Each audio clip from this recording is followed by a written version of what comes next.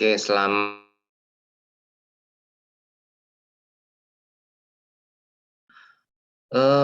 ini kita ketemu di pertemuan ke-17.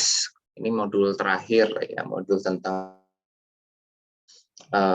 kita sudah ada di penghujung pelatihan, berarti setelah modul 17 berarti Anda harusnya mengumpulkan tugas, kemudian melakukan ujian akhir juga gitu. Nah, itu silakan nanti diikuti saja gitu ya, sesuai dengan ketentuan yang berlaku. Mungkin asisten yang lebih bisa menjelaskan nanti terkait hal tersebut. Nah, kita masuk ke modul 17.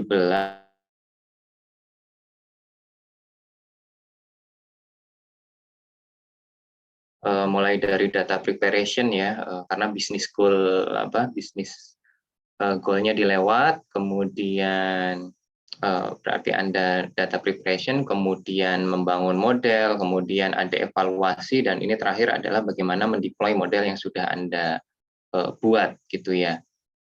Nah, ini mungkin sekilas saja tanggal penting ya. Ini mungkin di pertemuan sebelumnya kalau nggak salah Pak Suryo ya, itu kalau tidak salah beliau menyampaikan ke saya katanya sudah sekilas disampaikan beberapa slide awal dari pertemuan 17 ini. Nah, ini terkait dengan batas pengumpulan proyek, ini terakhir adalah tanggal 13, kemudian nanti ada ujian akhir ya. Nah, ini untuk tugas akhir, ini Anda sudah mendeploy pada Webbase, ini contohnya Anda menggunakan Heroku, kemudian juga membuat video deskripsi, kemudian filenya nanti juga di satu.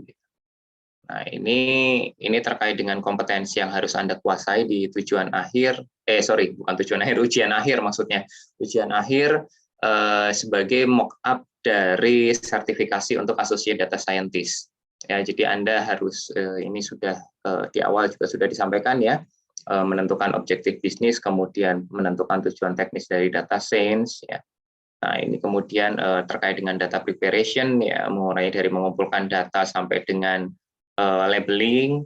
Nah, kemudian membangun model, ini kemarin cukup banyak pendekatan, 2 minggu materi ya, mulai dari regresi, klasifikasi, hingga terakhir ada clustering ya sebagai bentuk pengayaan.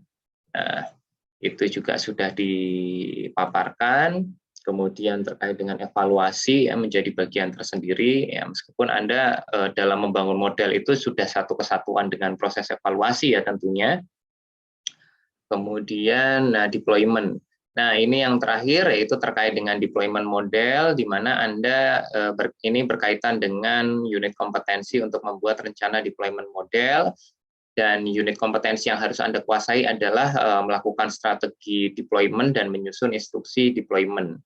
Kemudian unit kompetensi berikutnya yang berkaitan dengan deployment ini adalah melakukan deployment model itu sendiri ya, di mana Anda harus menguasai langkah-langkah deployment dengan instruksi, kemudian membuat dokumentasi laporan dari hasil deployment yang sudah dilakukan.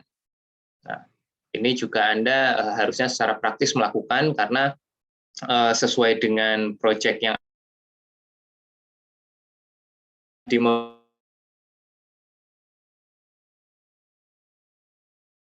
menjadi sistem yang dapat dioperasikan. Ini di website ya, salah satu contohnya misalkan Anda pakai Heroku. Nah, ini website memang untuk simplifikasi deployment itu sebenarnya banyak sekali ya. Nanti beberapa sekilas mungkin akan kita bahas gitu. Nah, di dalam modul 17 ini ada beberapa subtopik. Yang pertama terkait dengan pendahuluan ya, terkait dengan unit kompetensi dan lain sebagainya. Kemudian, nah ini penerapan model berbasis pola, kemudian strategi deployment model ini juga akan disampaikan. Dan ini sedikit hands-on, ini deployment model terkait dengan regresi linear maupun artificial neural network.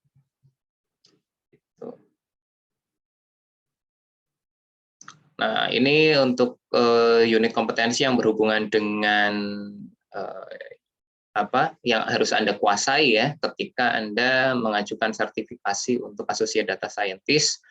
Nah, ini membuat rencana deployment model, tadi juga sudah disampaikan bahwa elemen kompetensinya ini menentukan strategi deployment.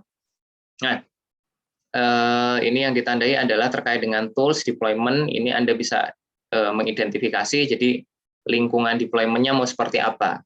Ya, apakah mau dideploy dalam satu perangkat embedded, dalam web base ataupun apapun gitu yang Anda inginkan gitu. Nanti model ini dibangun dalam platform yang seperti apa.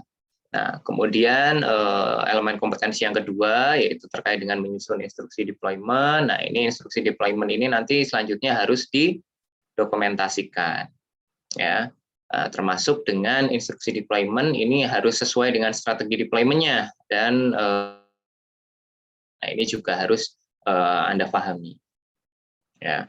Nah, ini beberapa konteks variabel, ini secara lengkap mungkin Anda bisa baca, saya hanya akan menyampaikan yang ditandai saja, yaitu Anda melakukan konfigurasi, yaitu bagaimana Anda mengatur parameter-parameter yang menyusun lingkungan berbasis IT ini ya, untuk deployment yang Anda lakukan. Nah, ini contohnya adalah, misalkan terkait dengan penerapannya, yaitu contohnya gunakan seperti apa yang dipakai dan lain sebagainya. Ini sepertinya juga hampir semuanya mungkin ya sebenarnya kayak bahasa pemrograman juga di Python. Nah, ini untuk paling yang bervariasi mungkin manajemen basis data.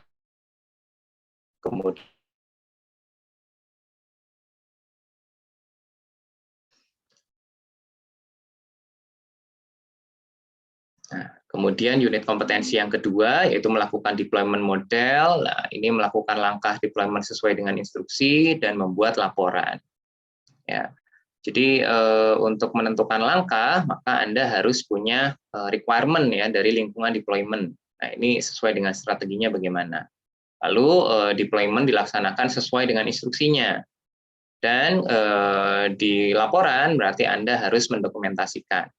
Ya, mulai dari luaran sistem, kemudian feedback-nya, kemudian hasil-hasilnya gitu ya, atau permasalahan yang timbul ketika Anda melakukan deployment, lalu analisisnya seperti apa untuk penyelesaian dan langkah selanjutnya. Nah, ini juga Anda bisa lakukan. Nah, ini ada beberapa pertimbangan penting dalam ini kalau kita melihat dari proses di data science. Nah, ini sebenarnya mulai dari collecting, cleaning. Nah, ini terkait dengan data, pengumpulan datanya, kemudian datanya sendiri selanjutnya akan dieksplorasi, kemudian dari hasil eksplorasi Anda bisa membuat satu analisis terkait dengan goal bisnis, ya, tujuan bisnisnya dan tujuan penyelesaian termasuk solusinya seperti apa. Baru kemudian Anda membangun model yang sesuai gitu ya dari data yang Anda. Selesai dari membangun model ini, modelnya juga sudah dievaluasi sesuai dengan metrik dan kesesuaian gitu ya terhadap performansi yang diinginkan, maka Anda lanjutkan dengan deployment model tersebut. Nah, ini sebenarnya menjadi tugas siapa gitu ya. Nah, kalau dalam satu project data science ini biasanya akan dibagi-bagi penugasannya. Nah, misalkan data engineers ini memang khusus untuk pengumpulan dan cleaning data. Kemudian data analis, nah ini yang bertugas pada proses exploratory data analysis. Dan seorang machine learning engineers ini baru yang akan melakukan proses pembangunan model dan deployment terhadap model tersebut.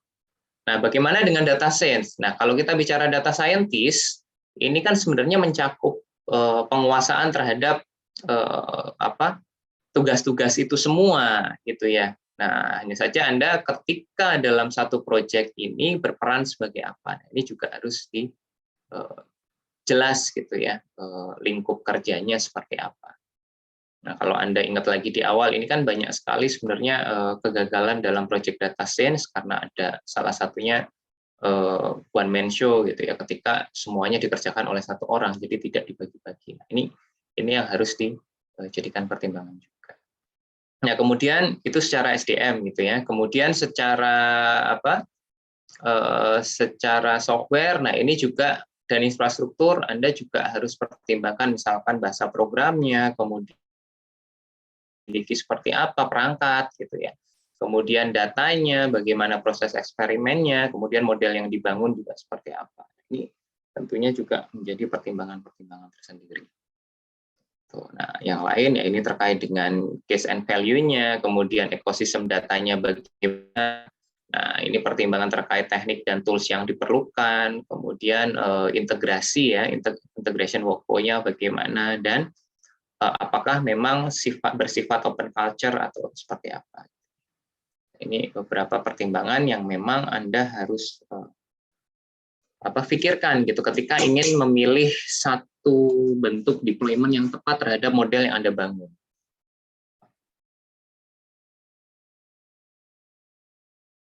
Kalau kita mereview kembali, ya, ketika kemudian Anda sudah bangun modelnya, lalu punya code gitu ya di situ, nah kemudian dilakukan proses training, baru keluar model ya. Model ini yang selanjutnya bisa dievaluasi. Gitu. Nah, selanjutnya adalah proses and release. Nah ini yang ada dalam satu deployment gitu ya. Nah, itu. Atau lebih kompleks nanti kita akan coba lihat. Nah ini misalkan di sini kalau kita lihat ini data pipeline dalam machine learning engineering. Nah, jadi kalau Anda punya data, kemudian data ini yang selanjutnya akan dieksplor dan divalidasi ya. Kemudian ada proses wrangling atau cleaning. Nah, kemudian dari data yang sudah Anda kumpulkan itu selanjutnya di-split jadi data training dan data testing. Nah, dari sini Anda kemudian membangun model ya, dengan membangun model, nanti modelnya dievaluasi, kemudian di packaging seperti apa gitu ya. Dan seterusnya ketika Anda sudah menemukan model, maka apa yang dilakukan selanjutnya? Nah, yang dilakukan selanjutnya adalah integration and testing. Dari integration and testing kemudian dilakukan deployment and production. Nah, dari deployment and production Anda akan masuk ke siklus ini lagi ya, melakukan monitoring ya, pemantauan dan logging. Nah, nanti akan dapat kira-kira feedback-nya seperti apa dari deployment model tersebut. Nah, selanjutnya akan dilakukan kembali. Nah, ini membentuk satu siklus. Jadi perbaikan dan perbaikan terus gitu. Model yang Anda miliki pun bisa terus diimprove. Karena memang terkadang data juga kan berubah gitu ya, berubah, berkembang. Nah, ini kemarin mungkin Anda sudah bahas juga terkait activity untuk perubahan data itu seperti apa gitu.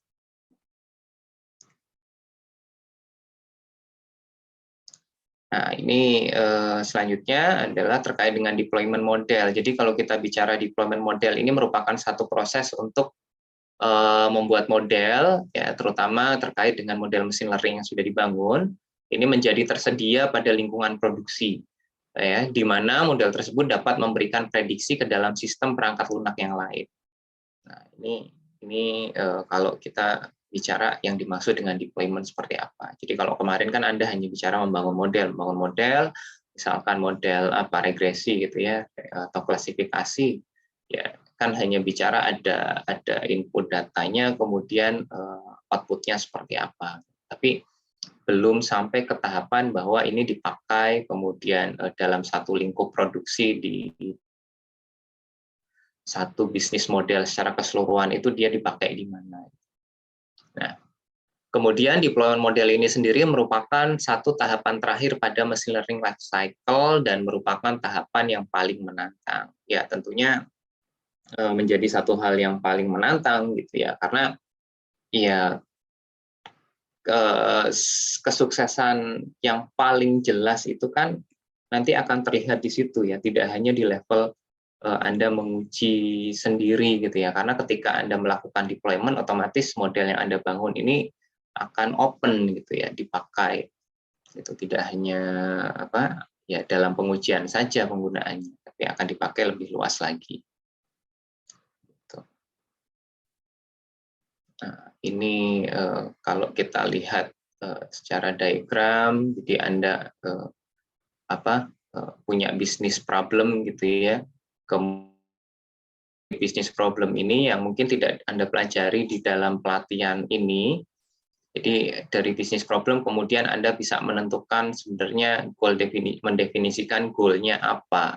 Nah, dari sini ya, dari penentuan bisnis problem kemudian goal definition, ini baru Anda masuk ke dalam tugas di data science, mulai dari data collection and preparation, kemudian melakukan feature engineering ya. Dari feature engineering, dari data collection yang kemudian Anda melakukan pembangunan model ya, pembangunan model. Nah, pembangunan model ini yang selanjutnya Anda evaluasi dalam proses training, kemudian pengujian gitu ya, dalam proses tes. Anda bisa peroleh apa ya, semacam metrik performance dari model yang sudah Anda bangun. Itu seperti apa? Nah, selesai di situ Anda sudah tentukan threshold performance yang diizinkan untuk selanjutnya masuk ke dalam tahapan deployment, ya baru Anda lakukan deployment model tersebut, gitu kan. Baru setelah modelnya dideploy, maka Anda akan masuk ke tahapan model serving, dan monitoring, dan maintenance. Gitu. Nah, nanti di dalam maintenance, proses maintenance pun ini ada kemungkinan Anda harus menambahkan data dan melakukan pengulangan siklus. Itu di situ. Baru deploy ulang dan seterusnya. Jadi ini satu cycle yang sebenarnya terus berulang. Nah, ini sekilas saja kalau kemarin ya dalam lingkungan research, dalam lingkungan produksi. Jadi kalau dalam lingkungan research ini apa yang Anda lakukan dari kemarin sebenarnya? Dari historical data kan ya, dari data-data yang sudah dikumpulkan, yang kemudian Anda split ke dalam data data training, data validasi, dan data testing untuk proses pembangunan model ya. Selanjutnya dari sana Anda bangun modelnya yang kemudian bisa menghasilkan output, apakah outputnya berupa klasifikasi, apakah berupa pengelompokan atau clustering, atau memang prediksi ya dari hasil regresi gitu. Nah, selanjutnya dalam proses deployment ini, nah berupa live data. Jadi data-data yang memang sebelumnya tidak digunakan dalam proses pembangunan model. Nah, baru hasilnya kan berupa memang pure prediction gitu. Jadi berupa prediksi. Di situ.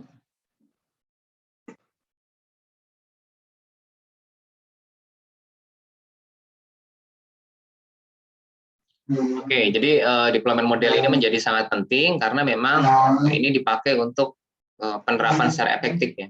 Jadi penerapan secara efektif model tersebut ke dalam lingkungan produksi ini tentu sangat diperlukan. Nah, tujuannya apa? Agar model tersebut ini nanti dapat memberikan prediksi ke sistem perangkat lunak yang apa? Karena namanya dalam production cycle gitu kan pasti berhubungan dengan banyak subsistem yang lain ya, tidak hanya satu subsistem misalkan machine learning ini saja, tapi akan ya terhubung gitu ya dengan unit dan dengan subsistem yang lain. Nah, kemudian yang kedua, mengekstraksi prediksi dengan handal dan membagikan ke dalam sistem yang lain ini sangat penting dilakukan agar nilai model machine learning yang telah dibuat ini menjadi maksimal. Ya, jadi ada proses integrasi.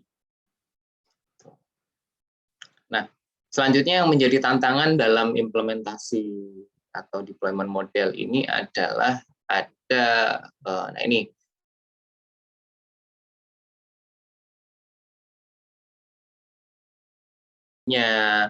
kemudian apakah memang software tersebut reusable gitu ya, reusability-nya, kemudian bisa di-maintain atau tidak, ya, terkait dengan maintainability-nya, kemudian fleksibilitasnya. Ya, fleksibilitas dari software tersebut ketika harus ada misalkan data baru dan lain sebagainya. Nah, selanjutnya yang menjadi tantangan yang lebih spesifik terkait dengan machine learning ini adalah apakah memang model tersebut bisa direproduksi untuk apa namanya, untuk jenis data yang lain misalkan. Jadi, nah kan kalau kita bicara machine learning kemarin banyak dengar istilah generalisasi, model generalisasi. Jadi apakah memang bisa direproduce untuk case yang lain atau tidak? Nah, ini.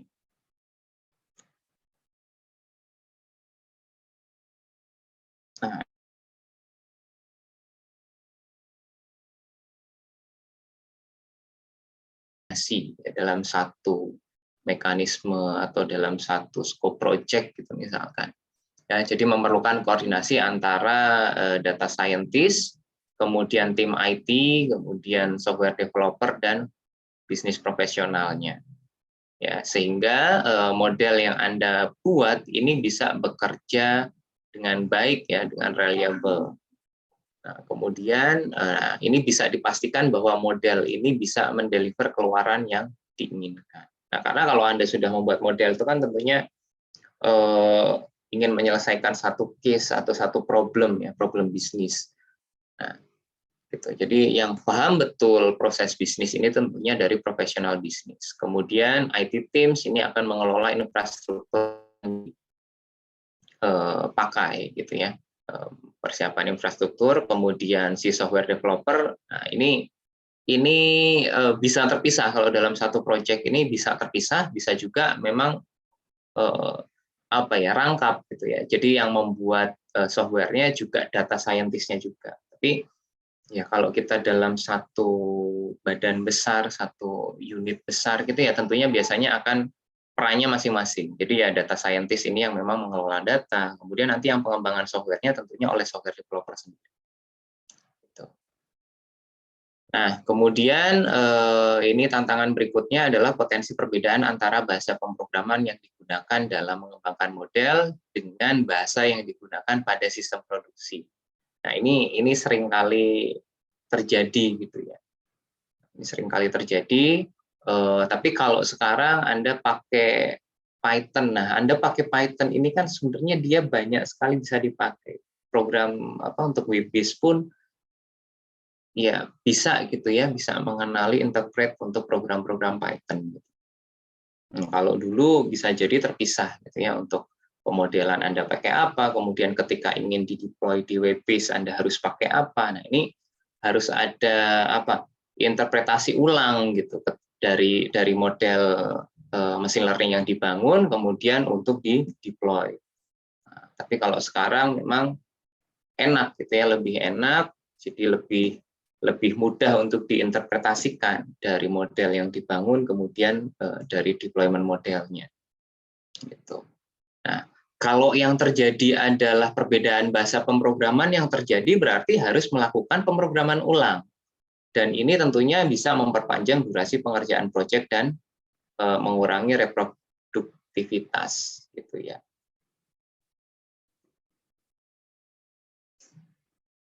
Nah, selanjutnya kita masuk ke tools untuk data science ya. Jadi ini yang kalau dari Python ya, dari Python ini kan biasanya Anda pakai library. Kemudian ini untuk deployment, ini selanjutnya ada proses transform, train, validate, build, and test, and deploy gitu ya.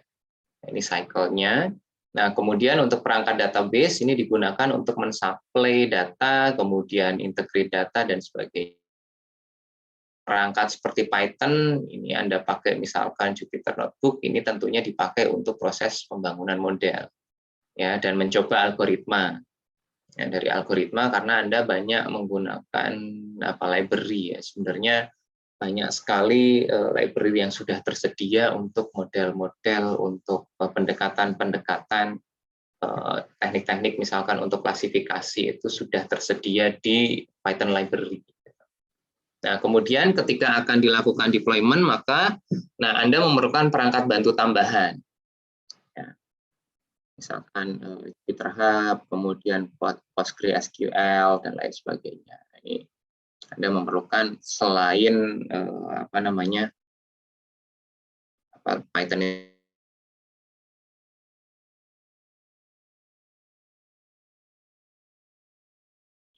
Nah, ini tahapannya, jadi di awal Anda melakukan development, dari development yang sudah Anda kerjakan ya, ini ada tim development, jadi tim development ini tugasnya adalah menyiapkan environment untuk development, kemudian dari environment untuk development ini selanjutnya dibuat source code-nya gitu ya, model source code-nya seperti apa.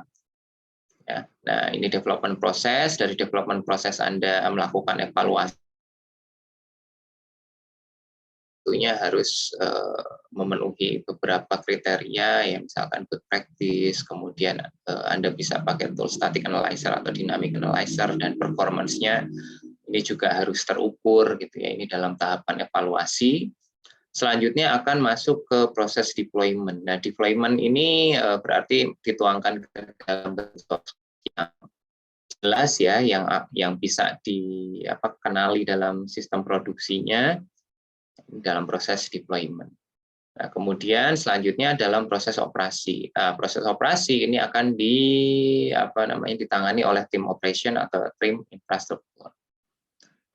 Jadi tugas dari tim operasi ini tentunya menyiapkan lingkungan untuk operasi, operasi yang terkait dengan proses produksi secara keseluruhan. Nah, kemudian mampu menangani proses monitoring, monitoring untuk instrumennya bagaimana, kemudian performance dari model yang sudah dideploy itu bagaimana, kemudian monitoring untuk keamanannya, dan permasalahan-permasalahan yang mungkin terjadi ketika model yang sudah dibangun ini selanjutnya deploy gitu ya. Nah, selanjutnya di tahapan akhir adalah tahapan operasi ya, operasional.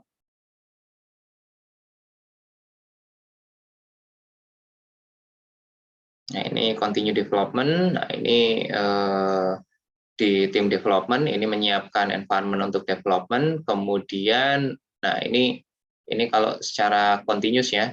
Jadi dari proses development kemudian dari deployment-nya ini seolah-olah tidak terlihat, nanti langsung akan masuk ke tim infrastruktur atau tim operasinya. Ya, jadi di sini tidak ada lagi proses pembangunan source code, ya, jadi langsung dilakukan virtualisasi, dan ini akan masuk di tahapan operasi. Ya. Jadi secara ini ya prosesnya sebenarnya sama.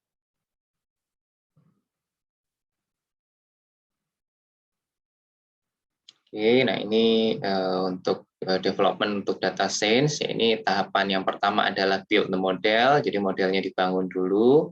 Nah, ini dengan cara apa? Membangun model artefaknya, kemudian dari artefak ini ya selanjutnya dikirim gitu ya, send the artifact, jadi disimpan di dalam penyimpanan, kemudian dilakukan running ya untuk basic checking gitu. Nah, lalu di generate fairness dan explainability report-nya. Ya. Kemudian, nah ini proses build the model sudah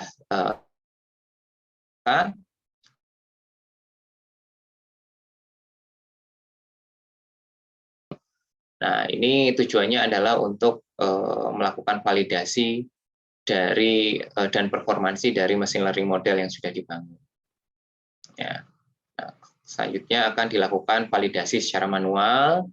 Nah, lalu di proses yang terakhir ini, yang ketiga ini adalah deploy to production environment. Jadi, nah ini dalam environment real di produksinya seperti apa, gitu ya.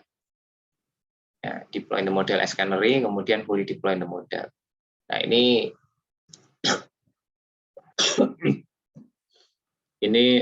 tahapan prosesnya dari pengembangan, kemudian testing, dan masuk ke stage atau tahapan produksi. Ya, sini. Nah, ini ada beberapa jadi version control-nya, ada developer ya. Nanti developer ini menerima menerima ininya lah ya, modelnya yang kemudian akan di-develop, kemudian di-validate oleh version control lagi. Lalu ini selanjutnya akan dikelola. Kemudian ada sistem admin yang akan memegang kontrol terhadap model yang sudah di-deploy. Nah, ini beberapa tools untuk development operation ya. Nah, ini proses. Nah, ini untuk proses planning, misalkan Anda bisa pakai Jira, kemudian Git ya, dan lain-lain. Kemudian untuk code base ya, ini juga bisa pakai ini Git dan lain-lain. Nah, kemudian untuk proses building, nah ini juga banyak contohnya, misalkan Maven gitu ya. Nah, kemudian testing Anda bisa pakai SE, JUnit, dan lain-lain. Nah, ini untuk deployment Anda pakai Puppet, pakai Chef, ya, dan lain sebagainya. Nah, ini untuk lingkungan deployment yang menerapkan DevOps, ini maka digunakan beberapa perangkat bantu. Kemudian untuk proses development ini bantu, nah ini contohnya tadi ya, ada unit, ada Git, dan lain sebagainya. Nah, sedangkan untuk melakukan deployment dan operasi, ini juga bisa dilakukan perangkat bantu yang lain. Kemudian, nah perangkat bantu ini harus terintegrasi, ya sehingga bisa melakukan deployment secara kontinu.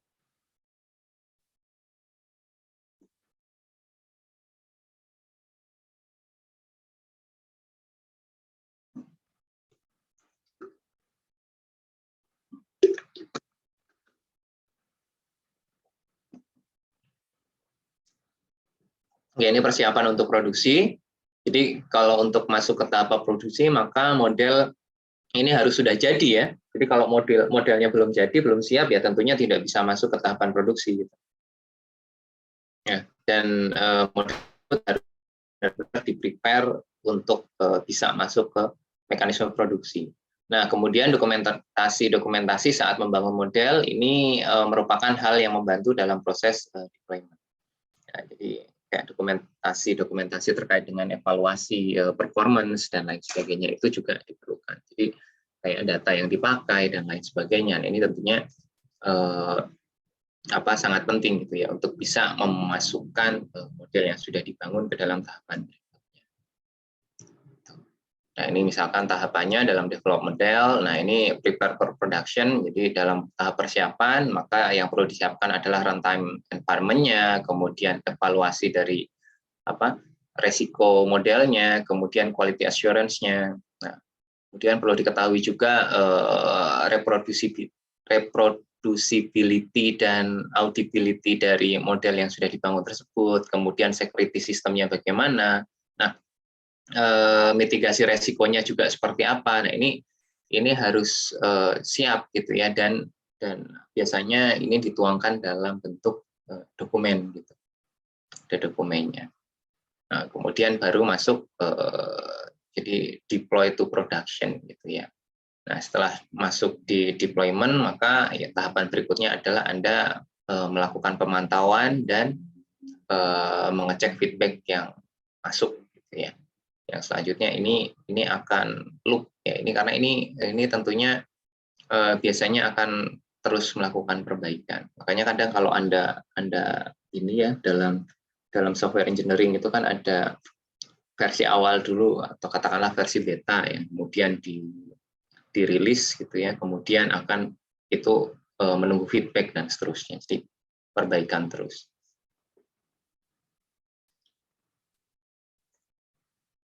Nah, pada saat di-deploy, maka dilakukan proses CI dan CD. Ya. Kemudian proses ini menggunakan model kontainer sehingga memudahkan dalam deployment dan skalabilitas. Tadi ya, jadi ada CI and CD pipelines, kemudian pembangun ML artifacts-nya, kemudian deployment strateginya seperti apa, kemudian containerization-nya juga bagaimana, dan scaling deployment-nya juga harus dipikirkan gitu ya.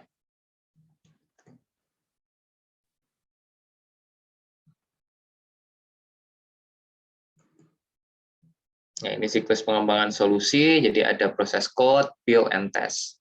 Ya, jadi yang membedakan deployment solusi data science machine learning ini adalah perlunya untuk memastikan bahwa deployment dataset dengan baik. Ya, ini perlu dipastikan betul. Kemudian untuk proses versioning dan deployment data ini juga harus dilakukan secara tepat ya. Jadi versi 1, versi 1.1, versi 1.2 dan seterusnya. Nah, ini berdasarkan apa? Ini juga harus dijelaskan dengan sangat gamblang gitu ya, dengan clear. Nah, karena dataset ini akan menentukan bagaimana solusi selanjutnya bisa bekerja dengan baik. Nah, sehingga ada dua siklus yang berjalan, yaitu siklus untuk code program dan untuk dataset. Itu ya. Jadi untuk code ya berarti terkait dengan source code, ini ada proses coding, kemudian nah ini nanti train and build, lalu selanjutnya testing. Nah, ini untuk data ya, berarti ada eksperimen, cross validation, kemudian ini nanti ada CV dari datasetnya, ini semuanya kan berdasarkan dataset. Nah, dataset ini nanti di-split jadi dataset training, kemudian untuk validasi dan testing. Nah, ini berjalan apa namanya, secara bersamaan, secara simultan gitu antara code and dataset. Jadi ada 2 siklus.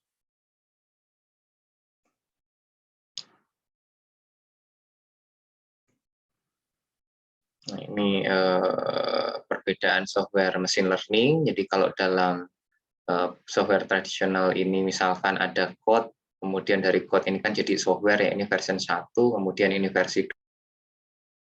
Kalau dalam machine learning, jadi ini code, kemudian ML model ini versi 1 misalkan ya, dengan data versi 1, kemudian ini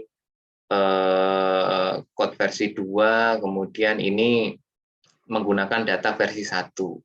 Nah, kemudian ini code versi 1 menggunakan datanya versi 2.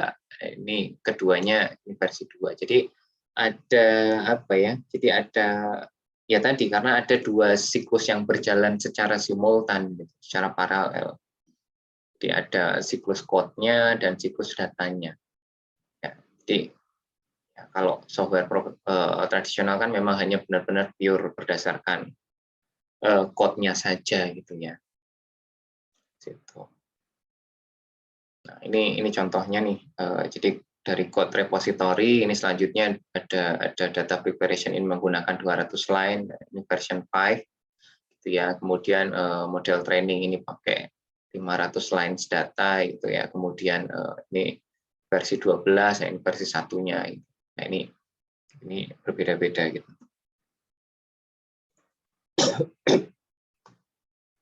Nah, ini pembuatan tadi ya, machine learning artifact. Ini dari data source. Nah, ini kan tadi ya bisa dilihat dari 2 siklus yang berbeda tersebut. Nah, satu ini terkait data sehingga menjadi hingga menjadi model. Nah, ini disimpan di dalam model registry. Kemudian yang satu lagi kan tadi terkait code-nya ya, terkait source code-nya.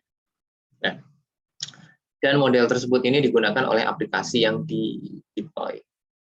Nah, ini tadi Anda punya misalkan data source, kemudian dari data source ini datanya Anda ekstraksi. Nah, juga data QA ya, quality assurance-nya, kemudian ini masuk ke dalam proses data preparation and analysis. Dalam proses data preparation and analysis ini juga dilakukan feature engineering kan ya. Nah, kemudian dari sini, dari data yang dimiliki ini selanjutnya Anda melakukan build model di sini. Jadi dari build model Anda pertama mungkin melakukan model training, kemudian model validation. Dari model training dan model validation ini selanjutnya masuk ke proses coding gitu ya. Nah, ini nanti selanjutnya train model code, ya, ini dari unit test, kemudian version control-nya seperti apa gitu ya. Tadi menggunakan data yang seperti apa ya, data versi 1, kemudian code versi 1 atau seperti apa. Nah, ini ada di sini. Nah, oke. Selanjutnya sebentar ya, ini saya angkat telepon dulu.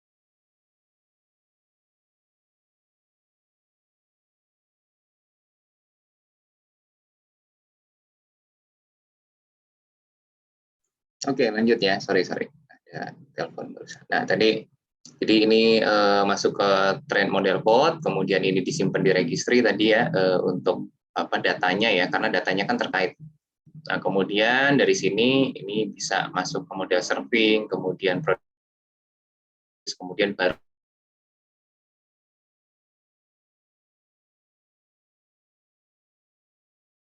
proses integrasi. Itu. Nah, ini dalam production service ini Anda juga harus melakukan monitoring and logging ya. Jadi dapat feedback-nya nanti seperti apa, dan ini masuk ke siklus baru lagi. Nah, ini perbedaan antara data scientist dan software engineer.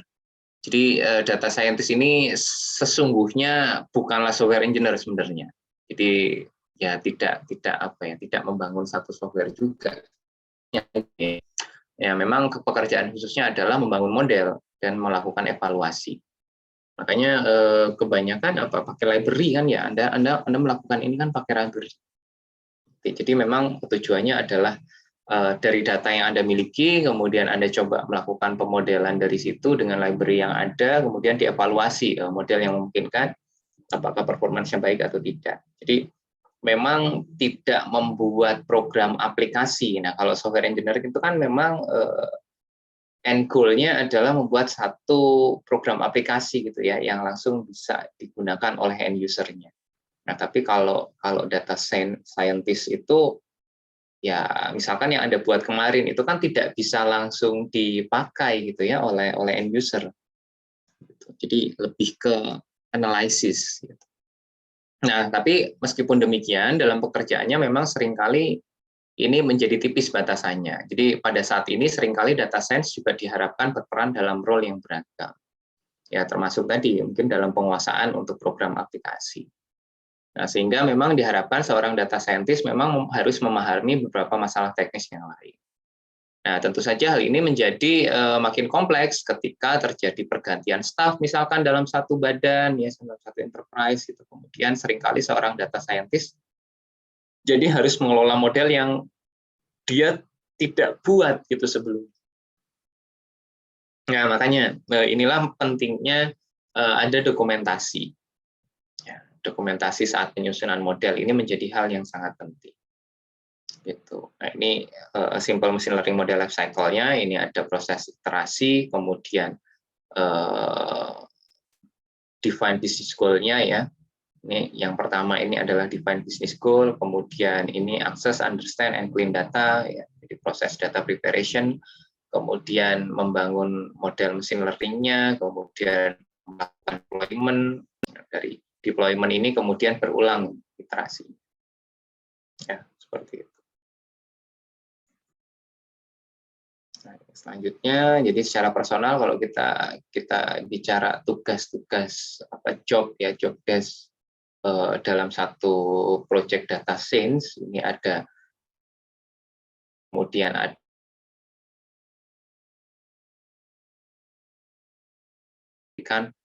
solusi yang utuh.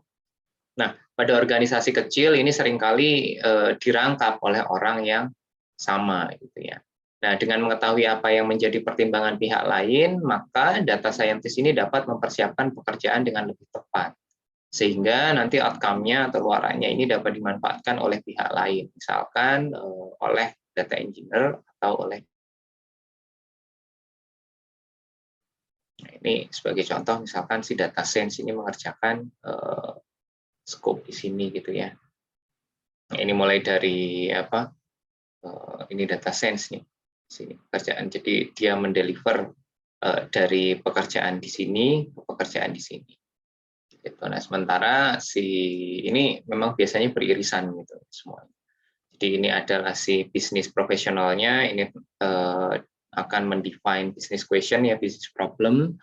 Kemudian dari business problem ini selanjutnya akan masuk ke ini data engineer atau data science juga sebenarnya, bisa melakukan proses akuisisi data, kemudian data preparation, ya, selanjutnya yang melalui feature engineering, kemudian melakukan model training, dan ini melakukan evaluasi. Jadi luarannya nanti baru masuk ke si software engineer.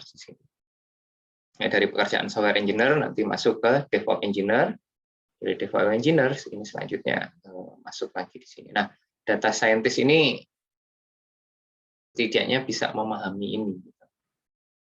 Gitu. Meskipun pekerjaannya juga ya tergantung role-nya tadi, dia sebagai apa gitu ya. Kalau dalam satu proyek. Nah, selanjutnya kalau kita head to head antara si data scientist dengan machine learning engineer. Jadi ini apa ya? Ini serupa tapi tak sama juga sebenarnya. Jadi data scientist dengan ML engineers ini ya kerjanya juga mirip-mirip lah sebenarnya. Ya, jadi memang pekerjaannya terkait dengan data preparation, kemudian dari data preparation ini kemudian disimpan dalam repository data. Ya, kemudian nah ini apa selanjutnya kan melakukan pembangunan model ya. Pembangunan model ini dengan tadi pendekatan machine learning ya ini berarti oleh machine learning engineer ya untuk train modelnya. Jadi ada proses feature engineering, kemudian training. Nah, ini juga apa sama. Nah ini ML engineer ini nanti dia mulai dari proses deployment ya, kemudian ya dan lain-lain ini di sini ya proses validasi hingga rilis modelnya itu seperti apa.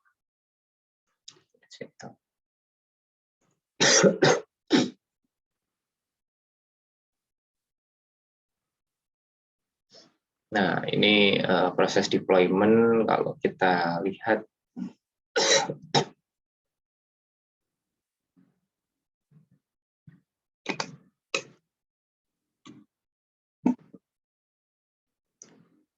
jadi untuk yang biru tua ya, ini biru tua ini proses business development and data science.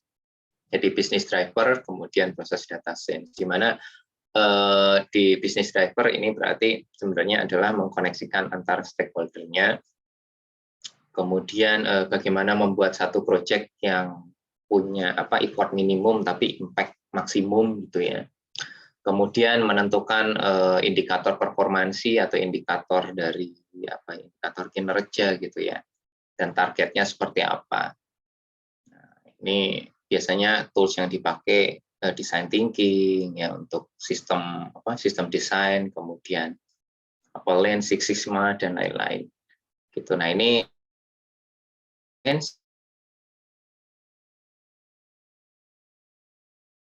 yang ada, kemudian membangun prototype ya, kemudian melakukan log eksperimen. Nah ini melakukan iterasi dan iterasi secara berulang sampai key performance index ini biasanya tercapai atau performance target yang ditetapkan ini bisa tercapai.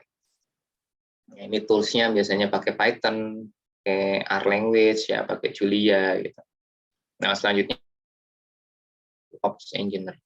Nah ini melakukan model versioning ya, kemudian model deployment. Nah ini dia secara iteratif gitu ya melakukan pengembangan model yang sudah dibangun dalam proses data science ini. Kemudian nah ini juga mirip ya sebenarnya ya melakukan feature engineering, kemudian hyperparametersnya seperti apa, kemudian track and archive model gitu. Ya, kemudian melakukan pengarsipan data, kemudian membuat agar si model yang sudah dibangun ini reproducible. Nah, dalam model deployment ini jadi menambahkan model ini ke dalam produksi, kemudian nah ini jadi membangun atau menghubungkan dengan API, ya, kemudian melakukan monitoring performansi yang ada. Gitu, ya, yang dicapai. Nah, kemudian bisa melakukan otomatisasi deployment dan otomatisasi rollback-nya seperti apa. Nah, ini beberapa tools-nya Spark, Docker, Kubernetes. Gitu. Nah, selanjutnya di akhir ini oleh data engineering, proses data engineering ini ada data pipelining, bagaimana membangun pipeline data yang robust, kemudian melakukan operasional secara real time dari model dan data gitu ya, dan pengarsipan. Ini beberapa tools, ini ada Kafka, MQTT, Afro, Thrift, ya, dan lain-lain. Ini proses deployment, ini data science life cycle-nya gitu ya. Jadi ada awal ini pasti business understanding, kemudian dari business understanding Anda melakukan ini ya data akuisisi, ya akuisisi data, kemudian understanding data ya. Dalam sini itu kan ada Anda harus tahu data source-nya seperti apa, kemudian bagaimana pipelining-nya gitu ya. Kemudian lingkungannya, ya, proses wrangling, exploration, dan cleaning datanya itu juga harus dilakukan. Nah, ini sudah dipelajari semua. Nah, selanjutnya ini akan dilakukan pembangunan model. Ya, pembangunan model ini ada feature engineering, kemudian kemarin ada model training dan evaluasi. Baru nanti selanjutnya dilakukan deployment. Nah, ini bisa dua arah. Jadi apa namanya? Karena terkait dengan kebutuhan data ya, kebutuhan data dan pemodelan. Nah, ini bisa muter di sini tuh. Ya. Atau arahnya bisa kemana-mana. Nah, karena ya tadi terkait deployment ini kan terkait modelnya juga, terkait datanya juga. Tapi kan penentuan goal ini kan biasanya kecuali memang selanjutnya harus mengakomodasi goal yang juga berubah gitu ya. Artinya prosesnya dilakukan kembali, aplikasinya baru aja.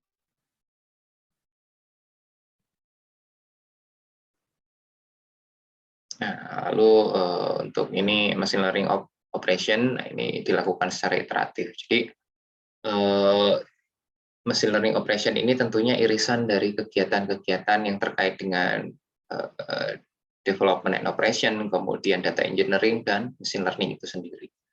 Jadi dia bisa dikatakan irisan antara ketiga kegiatan tersebut. Jadi mencakup ya machine learning modelnya seperti apa, development operation-nya bagaimana, dan data engineering-nya juga seperti apa. Karena jadi pekerjaan ML operation ini ya mulai dari proses desain, kemudian model development dan operation itu sendiri gitu ya. Dan di proses desain kan tentunya tak lepas dari pekerjaan data engineering gitu ya.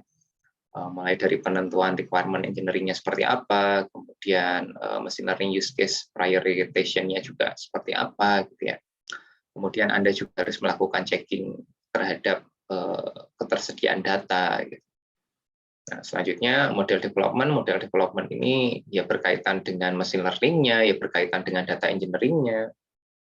Ini di sini. Kemudian dilakukan proses testing and validation, ya. Kemudian di proses operasi juga tentunya sangat berkaitan erat dengan model deployment ya, ML model deployment-nya. Kemudian integration and development pipelines-nya, kemudian monitoring and triggering-nya. Ini situ.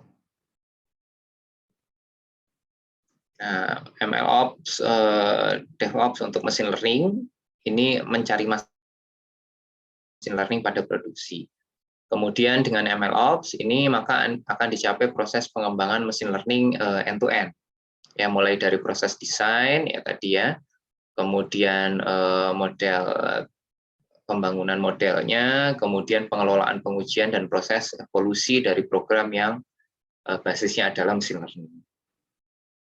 Nah, kalau saat ini memang MLOps ini semakin lama semakin populer ya di kalangan data scientist maupun ML engineer, ya, serta dari AI developer juga. Nah, saat ini dibedakan antara model manajemen rekayasa perangkat lunak konvensional, perangkat lunak berbasis machine learning, ya, yang menggunakan pendekatan MLOps ini. Ya, jadi sebenarnya kalau kita bicara MLOps ini merupakan gabungan dari machine learning, kemudian development dan operation. Ya, jadi proses machine learning itu tadi ya, proses data acquisition, kemudian business understanding, initial modeling, ini eksperimental, kemudian proses development ini terkait dari model yang sudah dikembangkan, kemudian ditambah dengan proses testing. Nah, ini dilakukan tadi CI/CD ini ya, jadi integration and deployment, kemudian proses operation gitu ya. Ini juga dilakukan continuous delivery, kemudian feedback loop-nya seperti apa, kemudian sistem and model monitoring-nya juga bagaimana ya hasilnya. Jadi dikelola terus feedback-nya untuk perbaikan sistem. Jadi memang kalau dalam satu project AI, project data science ini bentuknya siklus ya, bukan sequence yang dari awal sampai end itu tidak, tapi bisa iteratif, gitu. Bisa dilakukan secara iteratif. dan bahkan cenderung iteratif itu prosesnya. Nah, kemudian MLOps ini bertujuan untuk menyatukan siklus dari machine learning dan perangkat lunak aplikasi. Kemudian pengujian dilakukan secara otomatis ya dari machine learning artifact-nya. Ya, machine learning artifact ini tadi terkait dengan validasi data, kemudian testing model dari machine learning-nya, kemudian proses integrasi dan pengujian dari model machine learning. Nah, kemudian proses MLOps ini memungkinkan penerapan agile pada project machine learning. Nah, lalu MLOps ini mendukung model machine learning dan dikelola sebagai bagian utama pada sistem CI maupun CD. Nah, kerumitan teknis dari berbagai model machine learning. Kemudian MLOps ini dalam penerapannya ini bersifat tidak bergantung pada bahasa pemrograman maupun pada framework, platform, dan infrastrukturnya. Ini perbedaan antara DevOps dan MLOps ya. Secara fungsional, misalkan kita lihat dari stakeholder. Jadi kalau di DevOps ini stakeholdernya adalah ada software developer dan kemudian ada operation engineer, kemudian ada quality assurance. Ops ini melibatkan data scientist, data engineer, software developer, dan operation maupun quality assurance. Kemudian proses otomasi untuk continuous integration and deployment-nya seperti apa? Nah, kalau di DevOps ini dilakukan oleh software developer ya untuk production system secara continuous. Nah, sementara kalau di MLOps pendekatannya ini dilakukan secara stream ya. Jadi data engineer code, kemudian model code-nya ini di-deploy, ya, kemudian dilakukan sinkronisasi ya, dan divalidasi.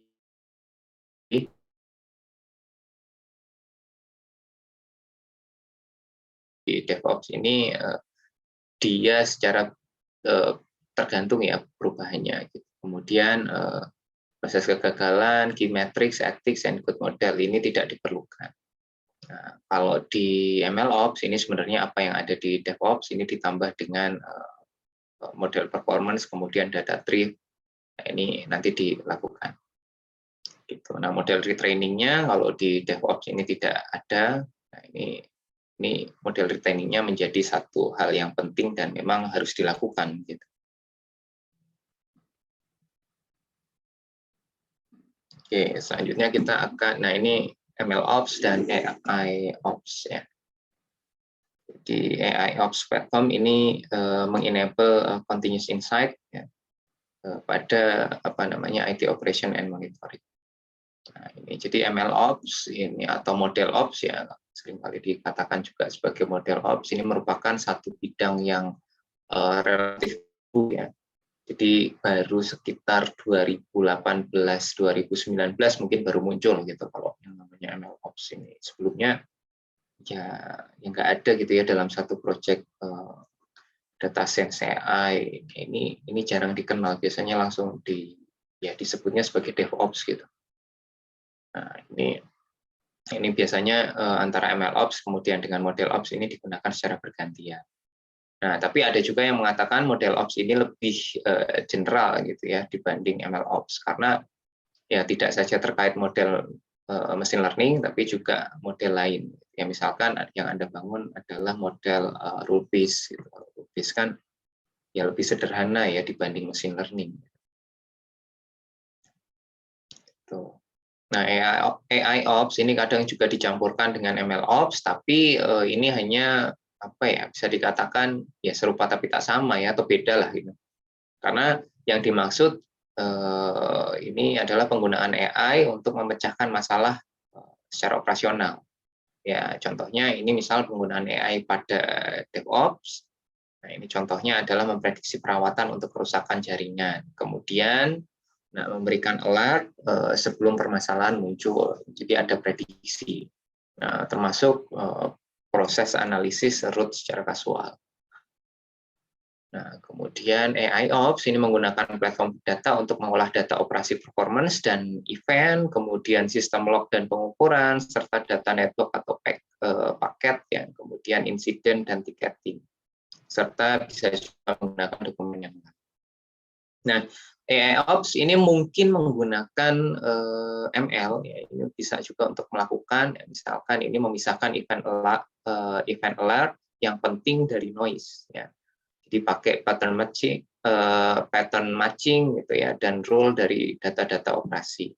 Kemudian bisa juga dia melakukan identifikasi penyebab permasalahan dan tujuan, atau bisa juga menerapkan respon otomatis ya, secara proaktif misalnya. Kemudian melakukan pembelajaran secara terus-menerus untuk kemampuan penanganan di masa depan.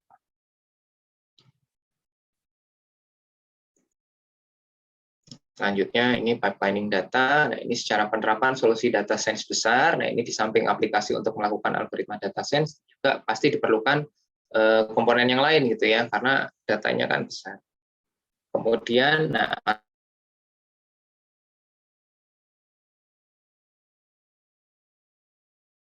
bantu ini contohnya ada, atau metadata management bisa juga berupa data warehouse ya. Kemudian misalkan database management ya, dan lain-lain. Sehingga proses pemanfaatan tahap demi tahap dari data ini selanjutnya dikelola oleh software pipelining terpisah. Jadi tidak jadi satu. Kalau jadi satu ya berarti secara produksi ini semakin ruwet gitu ya sistem besarnya. Gitu. Ini contoh diagram, misalkan external data source, ini ada data source 1, 2, 3, dan seterusnya. Ini nanti raw datanya, kemudian ada proses staging, ada proses datanya kemudian diproses ya, melakukan pemrosesan, kemudian di analisis ya dari model outputnya, misalkan Anda clusterkan, Anda klasifikasikan gitu dan lain-lain.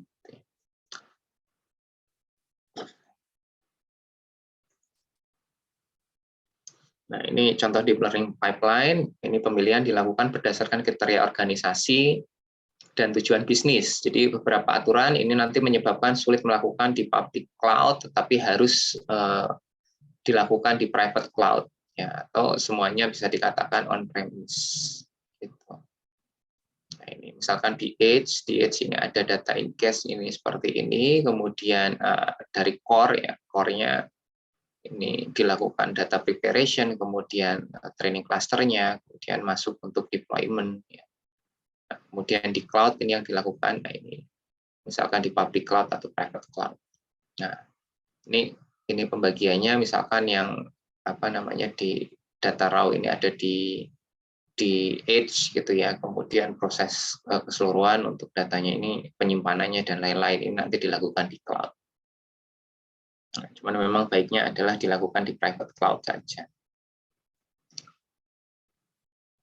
Lalu ini penerapan model berbasis pola. Jadi suatu model ini dapat dideploy berdasarkan beberapa pola. Itu yang pertama bisa dilakukan secara statistik ya, atau statik juga ya, jadi static deployment. Kemudian secara dinamis pada perangkat pengguna ini juga mungkin dilakukan ya, atau dengan melakukan dynamic deployment on user device, atau dilakukan secara dinamis pada server.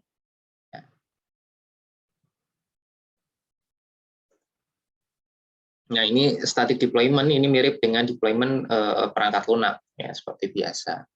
Jadi ada file binary ini seluruh perangkat lunak yang ada. Kemudian model dikemas sebagai resource yang tersedia saat runtime. Misalkan ini di Windows gitu ya, DLL files di Windows ini ada file .dll gitu ya biasanya, atau .so kalau di Linux ya, atau kalau di Java ya mungkin .net ya di sini. Nah, ya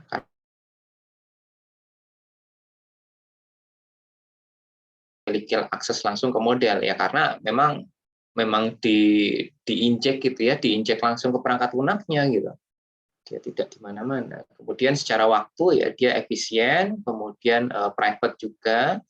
Ya, data pengguna ini jadinya tidak harus diupload di server. Ya, kemudian model ini dapat dipanggil bahkan saat penggunanya offline. Ya. Kemudian keuntungan terakhir adalah pengoperasian model ini menjadi tanggung jawab pengguna, bukan lagi vendor perangkat lunaknya.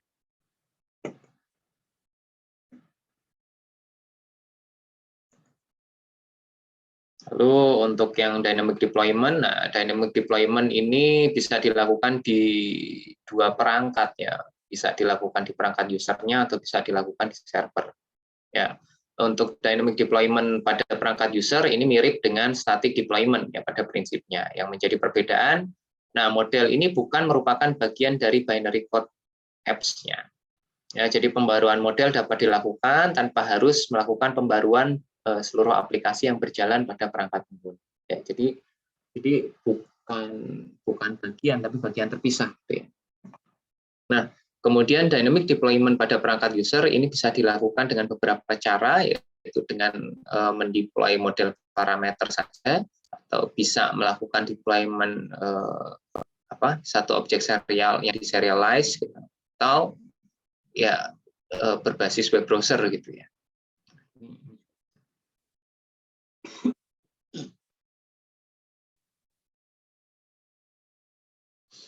Oke, jadi pada skenario ini file model ini isinya hanya parameter yang akan dipelajarinya saja. Ya, kemudian perangkat pengguna ini harus sudah menginstal runtime environment untuk model tersebut. Ya.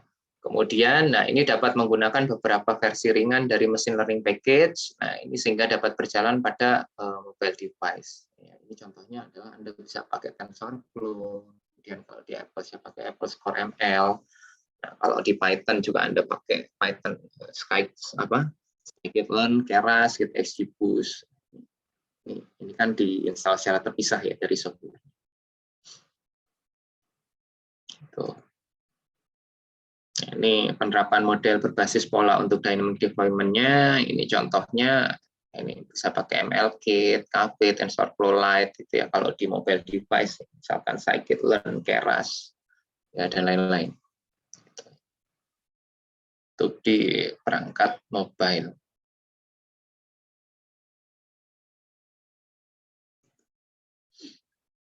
Nah, pada skenario ini, file model dapat berupa objek serial yang akan di-deserialize oleh aplikasi. Yang menjadi keuntungan adalah tidak memerlukan runtime environment pada perangkat pengguna. Nah, kelemahannya update system ini akan menjadi cukup berat. Ya, jadi ya karena tadi terpisah gitu ya. Dia menggunakan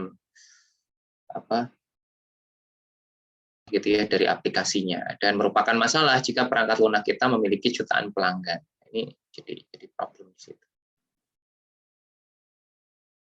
Nah, kemudian kalau deploy to web browser gimana? Nah, kalau di web browser ini akses ke browser banyak digunakan oleh aplikasi desktop maupun seluler. Nah, ini jadi yang paling umum gitu ya. Nah, kemudian deployment to web browser ini berarti model dapat dilatih dan berjalan pada browser. Nah, ini contohnya, nah ini Anda bisa lakukan juga sebenarnya, simple gitu ya, pakai framework.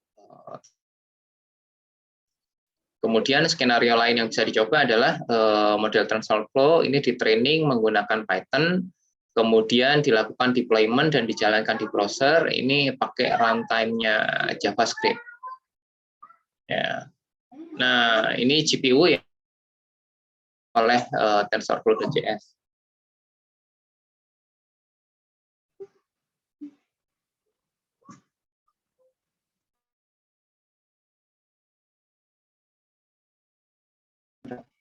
Oke. Nah, yang menjadi kelebihan dan kekurangan tadi untuk deployment di web browser, ini proses model ini menjadi lebih cepat, sebagian di perangkat pengguna ya, jadi di split, ya ada yang dilakukan di server, kemudian ada juga yang bisa dilakukan.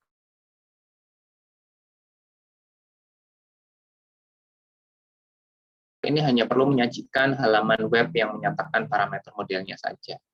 Ya, jadi yang dilakukan di server. Jadi model menjadi sangat mudah tersedia untuk ini, makanya untuk final project Anda juga kan disarankan ya udah pakai web saja gitu ya, web based untuk deployment-nya. Nah, tapi yang menjadi kekurangan ini biaya bandwidth meningkat. Ya.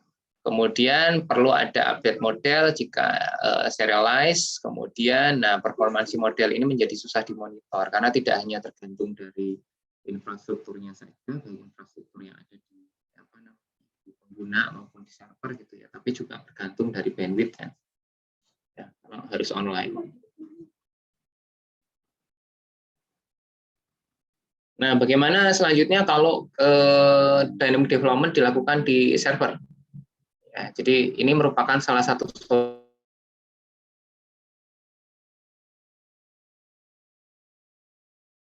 user ini biasanya kan lebih terbatas. Nah, model ini selanjutnya ditempatkan pada server. Ini dilakukan apa namanya yang sudah tersedia. Ini ada REST API, ini sudah sangat umum gitu ya, banyak sekali dipakai. Kemudian ada gRPC Google. Tuh.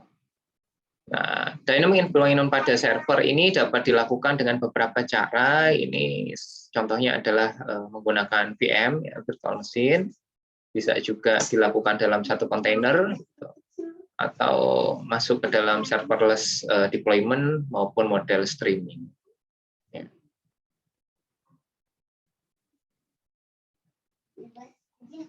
Oke, nah ini deployment pada virtual machine, contohnya ini pada domain di web cloud, ini prediksi disajikan sebagai respon dari HTTP. Ya, nah ini ilustrasinya, jadi pengguna ini nanti mengakses layanan website ya pada virtual machine, kemudian nah, dilakukan koneksi ke machine learning kan ya, yang ada di VM, kemudian nah outputnya ini nanti dirubah dalam bentuk JavaScript, object notation atau JSON atau XML. Nah, selanjutnya VM ini akan berjalan secara paralel untuk mengatasi beban komputasi yang tinggi. Nah, jadi kalau Anda pakai virtual machine ini biasanya. Nah, nanti setiap instance ini berisi code untuk menjalankan ekstraktor, fitur, dan modelnya. Kemudian layanan web yang memiliki akses dari kode tersebut. Kemudian kalau misalkan di dalam Python, ini layanan web REST API, ini biasanya diimplementasikan menggunakan Flash atau Fast API.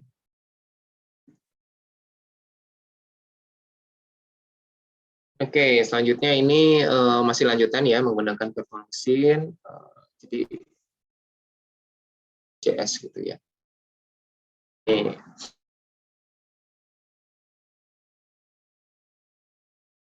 Pada virtual machine, ini arsitektur sistem perangkat lunak secara konseptual menjadi lebih sederhana. Nah, hanya saja memang ada kekurangan juga gitu ya. Perlu dilakukan pemeliharaan server ya, baik secara fisik maupun secara virtual. Kemudian tentunya karena dilakukan di server pasti tergantung dari latensi ya dari jaringan itu sendiri. Kemudian secara cost menjadi relatif lebih tinggi dibanding menggunakan kontainer atau serverless.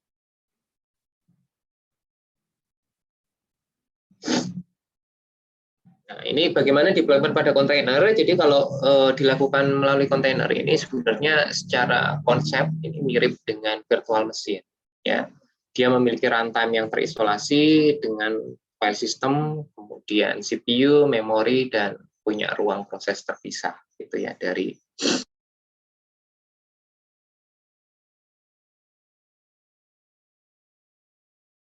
ini merupakan satu alternatif modern ya kalau kita bandingkan dengan virtual machine. Jadi kalau kontainer ini berjalan pada VM atau fisik yang sama dan dia hanya berbagi sistem operasi saja. Nah, sementara kalau VM ini kan dia memang harus menjalankan OS terpisah gitu ya. Anda bikin virtual machine sendiri kan punya OS sendiri. Tapi kalau kontainer ini bisa jalan di VM ya, atau kita pakai sharing resource gitu. Nah, keuntungan pada deployment di kontainer ini lebih hemat resource dan lebih fleksibel kalau kita bandingkan menggunakan virtual machine. Namun ada kelemahan juga. Jadi deployment pada kontainer ini seringkali dianggap kompleks dan perlu expertise yang lebih gitu. Karena kadang nggak umum.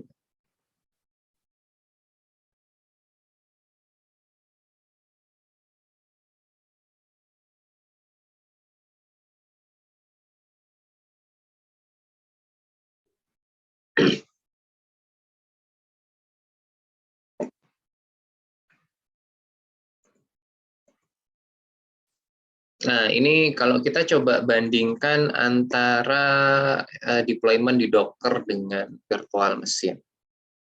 Nah, jadi kalau di Docker atau kontainer tadi ya, ini standari paket untuk software dan adanya standarisasi ya, paket untuk software dan dependensi.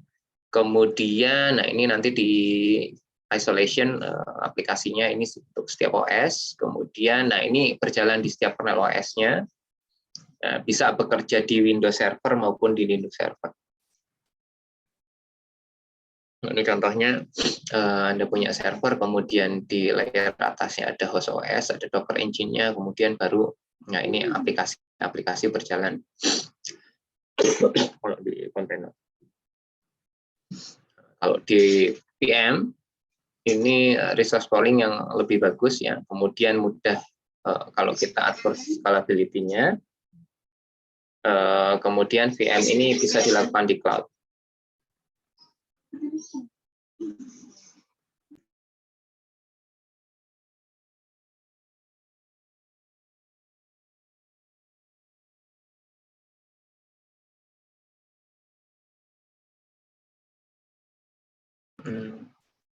Oke, ya VM ada di cloud.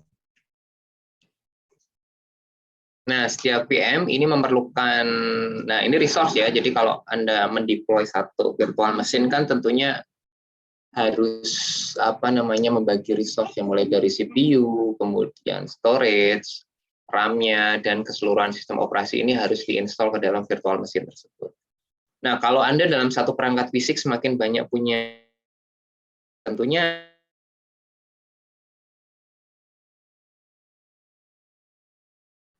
gitu.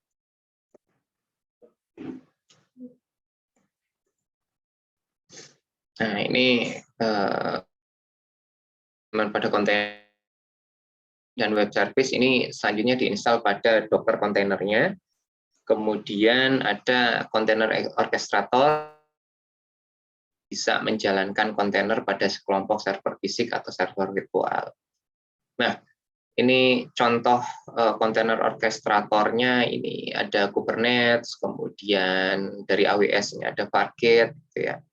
Kemudian Google Kubernetes Engine ini juga bisa dipakai.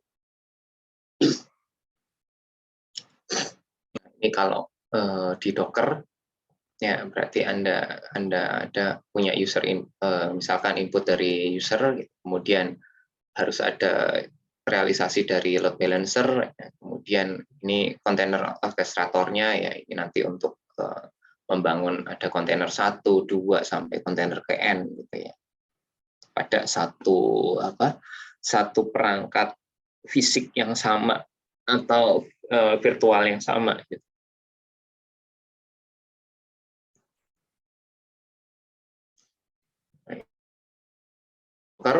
Docker ini merupakan aplikasi open source untuk menyatukan file-file yang diperlukan dari suatu perangkat lunak sehingga menjadi satu kesatuan yang lengkap dan berfungsi. Jadi ini open source, Anda bisa cari semua. Nah, data pengaturan dan file pendukung ini disebut sebagai image. Kemudian, kumpulan image ini selanjutnya digabung menjadi satu wadah yang disebut sebagai kontainer tadi. Jadi Docker ini merupakan platform dari software ya, yang memungkinkan untuk melakukan build, test, and deploy ini secara cepat. Ya. Caranya adalah dengan mempaketkan pada wadah yang disebut kontainer tadi. Nah, dengan cara membuat paket standar ini, maka Anda ya, mungkin untuk bisa build, ship, and run any app anywhere gitu ya. Bisa dilakukan dimanapun. Nah, ini ada beberapa fitur dari Docker, misalkan ada Docker Engine, kemudian Docker Hub, ya, Compose, Mac, Linux, dan Windows. Ya. Nah, ini Docker ini juga ada di Mac, ada di Linux, dan ada juga di Windows. Ya, untuk Docker Engine ini dipakai untuk membangun Docker image dan membuat kontainer Docker.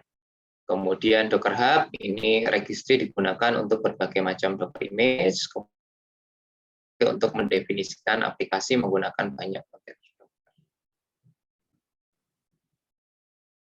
Oke, nah ini sudah perubahan pola deployment ini satu siklus ya. Jadi kalau Anda melakukan deployment ini kan tentunya yang pertama adalah code your app-nya dulu. Kemudian buat Docker files ya. Nah, dari Docker file kemudian Anda perlu membuat image tadi ya, image kemudian di-define di Docker files yang sudah dibuat. Kemudian mendefinisikan layanannya ya, by writing, kemudian run container atau compose app-nya. Nah, kemudian testing ya, testing app-nya.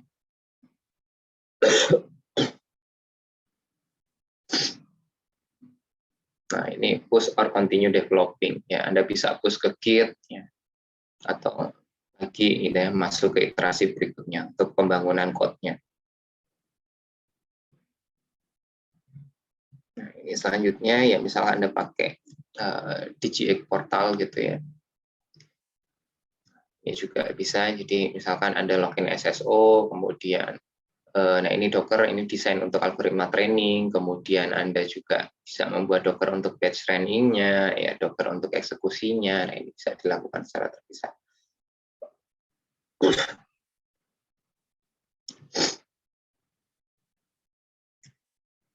Kemudian, nah ini masuk ke serverless deployment.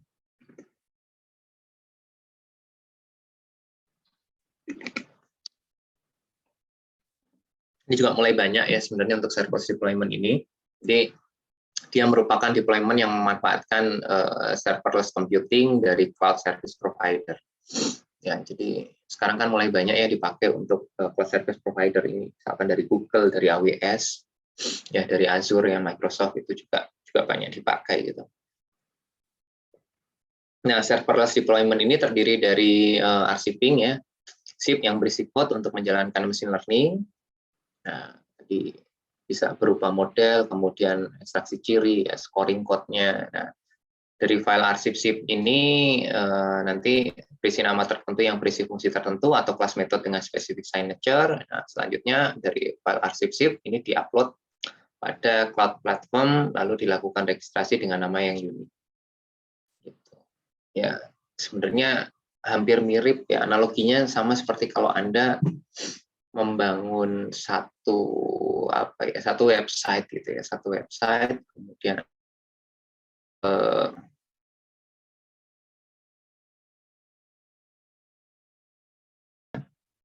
kurang lebih sama seperti itu. Nah, selanjutnya untuk cloud service-nya ini dia memang sudah menyediakan API ya, ini untuk submit masukan ke serverless function-nya. Kemudian menangani deploying code dan model agar memadai pada sumber daya yang dimiliki. Nah, kemudian melakukan eksekusi code dan mengarahkan keluaran kembali ke klien. Kemudian adanya limitasi pada waktu eksekusi fungsi, kemudian ukuran file zip dan jumlah RAM-nya ya untuk setiap satu kali kita. Nah, ini nanti Anda harus menyertakan Python library agar model nanti dapat dieksekusi dengan benar. Nah, jadi di Python library-nya ini juga harus disertakan, misalkan dalam model yang Anda bangun pakai NumPy, SciPy, scikit-learn, dan lain sebagainya ya. Nah, kemudian ini bergantung pada platform dari cloud. Ya, misalkan Java, Go, PowerShell, Node.js, dan lain-lain. Ini contohnya pada penggunaan AWS ya dari Amazon. Nah, ini pertama adalah upload your code. Nah, jadi di-upload dulu ke AWS Lambda ya, atau write code langsung di code editornya. Kemudian proses setup ya, setup code-nya ini dari AWS service-nya, kemudian activity-nya. Nah, selanjutnya nanti si AWS ini akan menjalankan program Anda gitu ya ketika di-trigger. Kemudian, nah ini ya biasanya pasti berbayar gitu ya. Seperti ini, dia akan menarik pembayaran ketika dilakukan penggunaan ya, sekali run misalkan berapa. Deployment di AWS, ini kalau di Azure ya Microsoft. Nah, ini seperti ini gitu ya.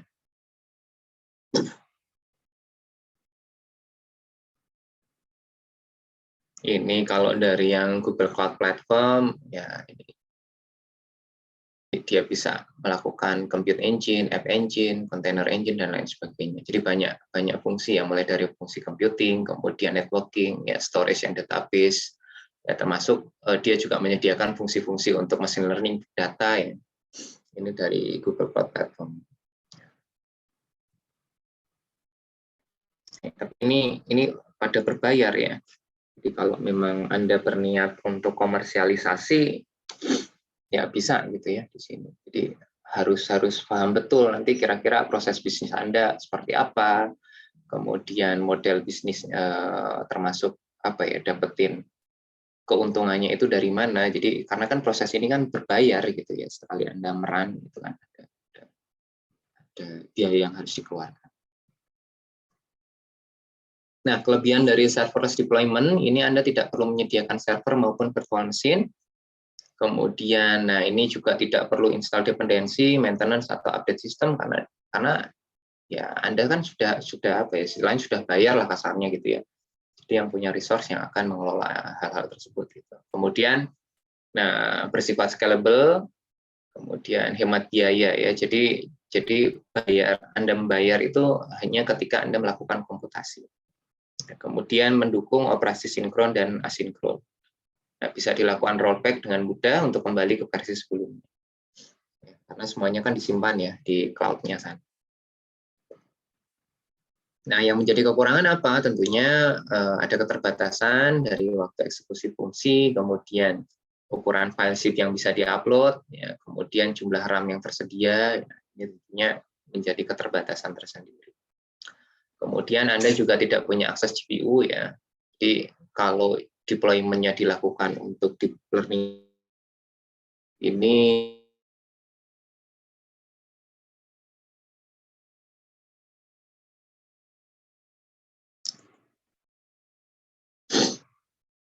selanjutnya adalah penerapan dengan melakukan model streaming. Ya, ini merupakan kebalikan dari REST API, ya, di mana semua model dan codes ini didasarkan pada mesin pemrosesan aliran. Ini misalkan pakai Apache ya, pakai Stone, Spark, ya, atau Flink. Kemudian, nah ini aplikasinya nanti akan berbasis pada stream process library. Misalkan Anda pakai Apache Samza, ya, Kafka, ya, stream.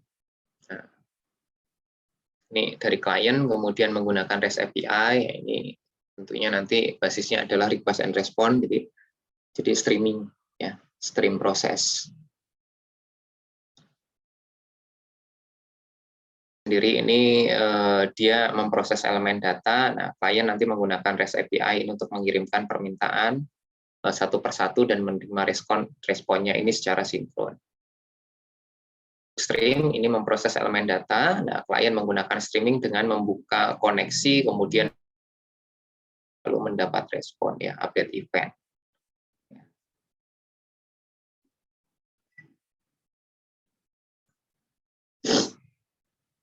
Oke, nah tadi itu adalah deployment ya, contoh-contoh deployment. Anda bisa serverless ya, di user, di server, ya, dan lain-lain. Ini contoh untuk penggunaan perangkat keras untuk AI. Nah, untuk perangkat keras ini variasinya sekarang sudah cukup banyak ya, dari yang mau yang apa yang sangat robust gitu ya, sampai yang embedded itu juga bisa. Nah, ini embedded yang murah ini sekarang Anda bisa pakai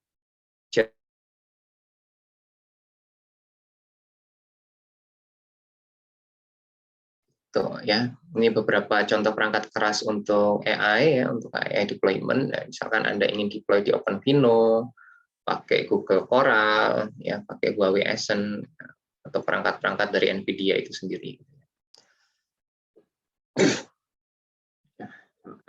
Kalau yang low cost ya Anda pakai Jetson ini, Jetson Nano, TX atau berapa gitu ya, atau apa yang memang masih bentuknya embedded.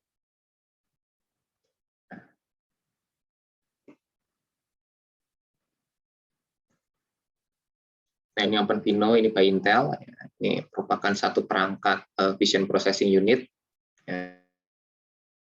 dia bentuknya seperti dongle gitu, nah, seperti USB lah ya, anggap seperti USB. Nah, ini dia memang digunakan untuk vision process ya, seolah-olah seperti apa ya, semacam GPU gitu ya. Ya, jadi secara arsitektural Anda bisa lihat ini interface, kemudian ada neural compute engine-nya, kemudian ada programmable cores, ya, dan ada LPDDR-nya. Ya. Nah, ini apa namanya, technical specification. Ini harganya juga tidak terlalu mahal ya, sekitar 69 USD. Ya. Mungkin sejutaan lah kalau di sini. Ya, untuk implementasi terkait AI, ANN sudah bisa dilakukan di sini. Ya, dengan low power consumption lah. Ya, kalau di NVIDIA itu kan terkenal ada GPU gitu ya. Kalau di Intel ini pakainya VPU gitu ya, Vision Processing Unit. Nah, ini pengembangan dengan OpenVINO. Nah, ini ya misalkan dipakai di robotik gitu ya.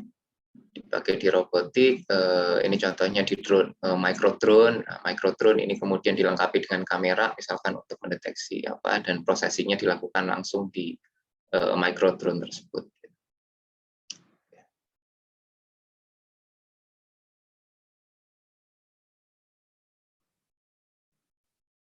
Nah, dia juga bisa melakukan inference ya di OpenVINO ini.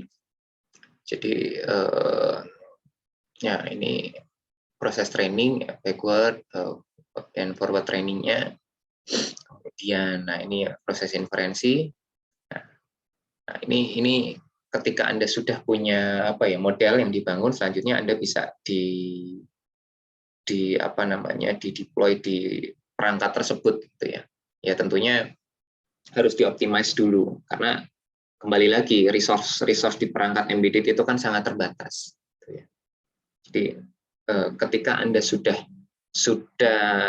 apa namanya, model yang dibangun itu sudah dioptimize ya, dengan resource yang dan performance yang ya kan itu trade off ya sebenarnya, dengan yang bisa ditoleransi maka Anda bisa deploy di perangkat tersebut. Ini contoh siklus deployment di OpenVINO. Ya. Ini Anda bisa lanjutkan. Google Color ini juga merupakan satu perangkat embedded yang kecil gitu ya, yang kita kenal sebagai TPU. Ya.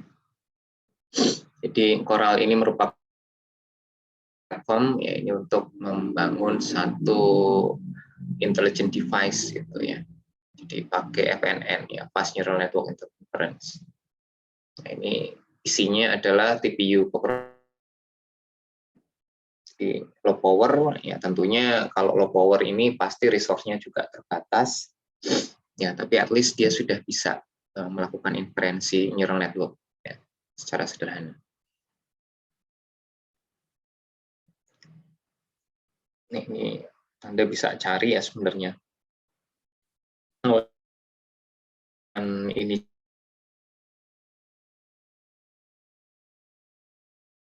di on device training juga sudah bisa. Nah, ini sudah cukup powerful ya berarti sebenarnya. Nah, ini kalau NVIDIA ini yang apa namanya, yang high class-nya, high power-nya ini misalkan pakai DGX ya. DGX ini kan sudah banyak ya sekarang jadi apa ya, salah satu yang kita sebut sebagai superkomputer gitu ya, di mana Anda bisa mendeploy tidak hanya neural network saja tapi sampai deep learning ya, itu juga dengan kompleksitas yang tinggi bisa ditangani dengan cepat dengan si NVIDIA DGX ini. Ini kalau nggak salah infrastruktur DGX ini di beberapa kamar gitu ya, di Indonesia juga ada gitu ya. Salah satunya di Telio juga ada kemarin baru kalau nggak salah. Jadi memang infrastruktur untuk superkomputer. Kalau di Bandung mungkin di TLU, di ITB, ya, mungkin di Dikti juga kalau tidak salah ada ya yang bisa diakses. Itu nanti nggak tahu juga cara aksesnya gimana, saya juga belum tahu.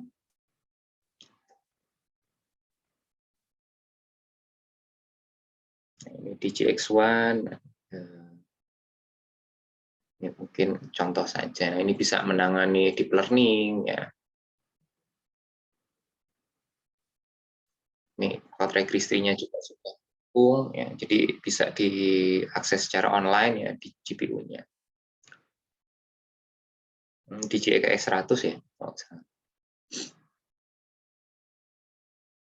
Ini hardware arsitektur nih.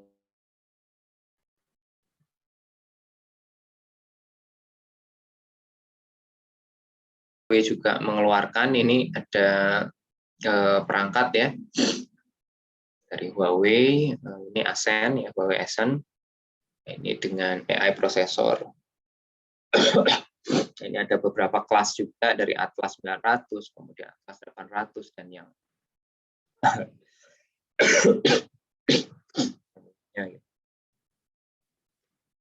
nah ini sudah full stack juga. Jadi banyak ya sekarang kalau Anda pengen mendeploy di hardware itu juga sudah sangat banyak pilihannya.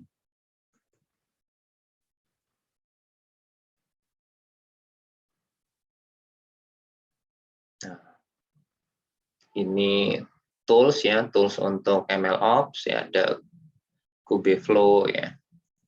Kemudian nah ini environment untuk produksi, ini sambil saya skip saja karena slide-nya sebenarnya masih banyak banget, tapi kita kayaknya sudah 90 menit juga ya, cepat saja lah ya.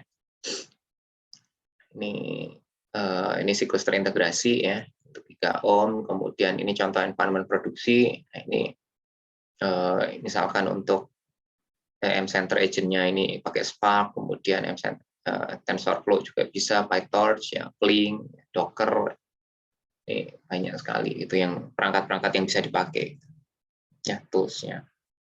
Nah ini pipelining data ya, jadi data collection, data ingestion, analysis dan lain-lain.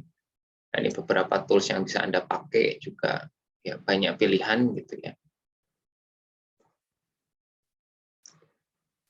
Ini ada salah satu yang cukup ini juga ya, ini pakai NetGen ya, jadi fokusnya memang untuk tracker ya di Python gitu. Ini Anda bisa sambil banyak mengeksplor ya sebenarnya kalau yang seperti ini. Ada Kubeflow ya, Pesidim, Tengram dan lain-lain. Nah, ini untuk solusi cloud one stop cloud-nya ini dari Amazon ada dari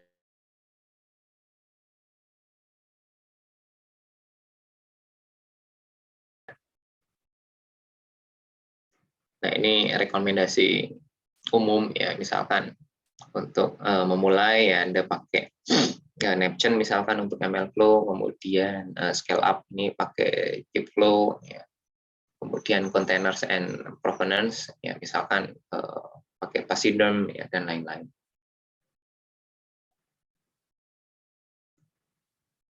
Nah, ini Run AI, ini juga tools ya. Ya, Run.ai ya, ini untuk build environment, kemudian untuk training environment. Ini ClearML juga ada, wah banyak ini.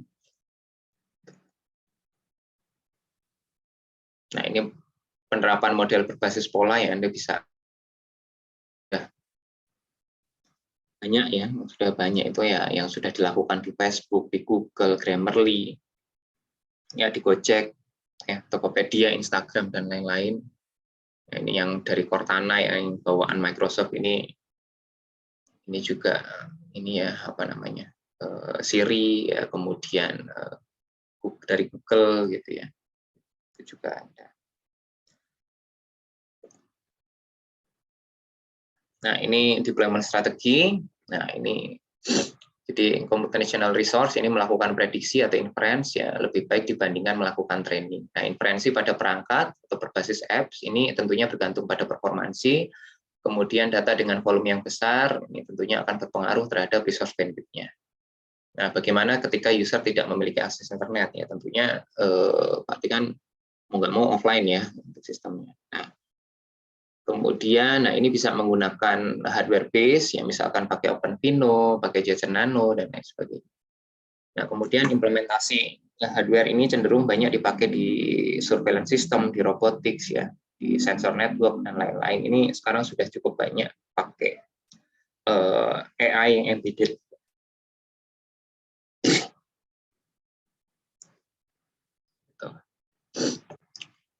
Kemudian deployment strategi ini secara tipikal dapat dibagi menjadi single deployment, silent, and canary development. Ya. Nah, untuk single deployment ini merupakan strategi yang paling sederhana, yaitu dibuat serial menjadi file, nah, di mana file lama ini selanjutnya bisa di-replace dengan file yang baru, termasuk feature extractor yang diperlukan, ya. Kemudian, nah ini tentunya sederhana, ya. Namun ketika terjadi atau ada bug, ya, maka semua pengguna ini tentunya akan berpengaruh. Nah, deployment di cloud environment juga bisa dilakukan untuk single deployment, ini melalui VM atau container. Ya, ini harus dipisah, kemudian VM image atau container lama ini selanjutnya akan di-replace. Nah, ini autoscaler ini mulai dengan yang baru. Nah, kalau dilakukan di server, maka dilakukan upload new model file pada server, kemudian file yang lama ini akan di-replace dengan yang baru. Ya, lakukan restart web service. Nah, ini merupakan strategi yang menjalankan versi model yang baru dan lama secara paralel. Ini untuk silent development, jadi keunggulannya memang menyediakan waktu yang cukup untuk memastikan model baru ini dapat digunakan sesuai dengan kriteria. Ya, namun kelemahannya tentunya terkait resource, ya, karena ya kan dua model berjalan secara bersama. Nah, bagaimana dengan canary development? Kalau canary development ini merupakan strategi dengan mendorong versi dan kode model baru ke sebagian kecil pengguna, tapi versi lamanya ini tetap dijalankan untuk sebagian besar pengguna.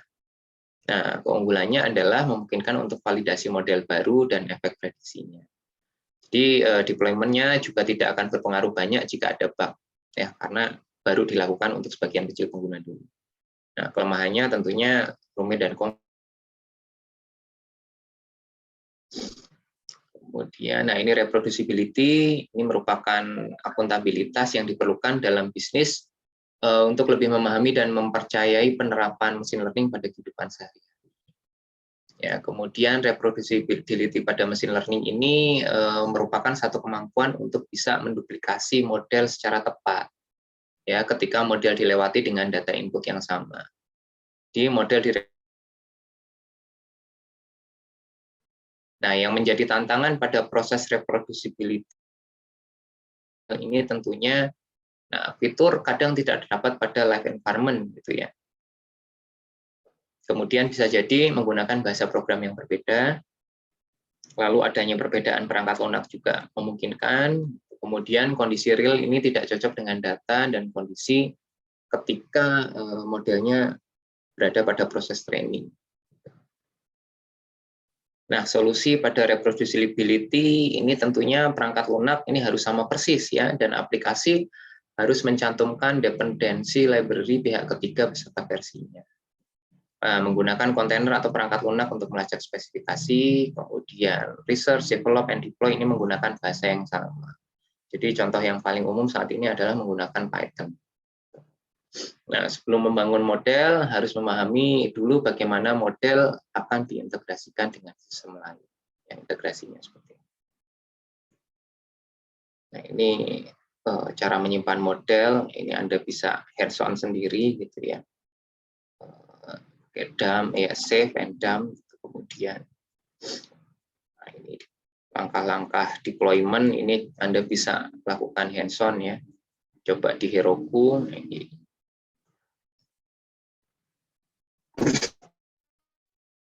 ya bisa di hands-on sendiri kalau inilah, ya, untuk apa namanya model deployment. Ya.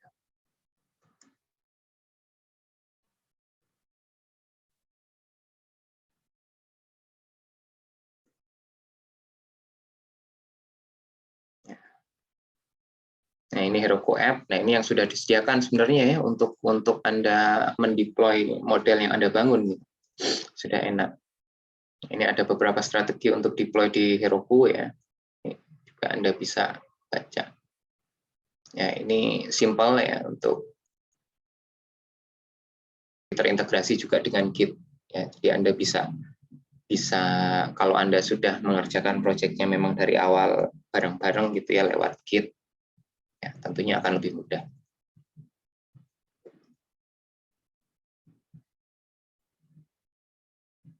Oke, ya itu saja mungkin yang bisa saya sampaikan di pertemuan terakhir ya.